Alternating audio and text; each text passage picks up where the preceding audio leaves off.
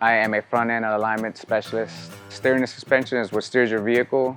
The suspension system is part of the vehicle that steers the vehicle and makes your ride smoother.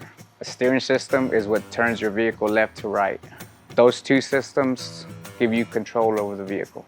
If one system starts to fail, it affects both systems.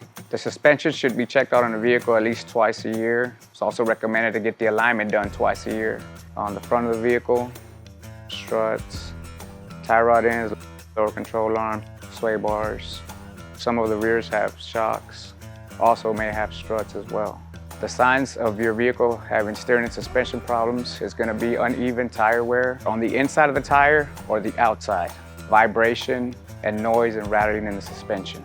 The noises usually come from the front end, left or right side of the vehicle, going over bumps, and your bounce and stability is not going to be as firm as it used to bottom out.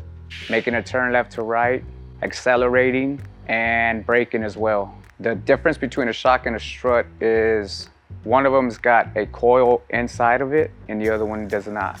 Most of your vehicles that are front wheel drive are going to have struts on the front. Most of your pickups are going to have shocks all the way around. Front wheel drive vehicles are going to have struts in the front. Shocks and struts do leak fluids, and when they leak fluids, it's usually because the shock and strut are worn out. That's what I'm going to be looking for when a customer brings in their vehicle.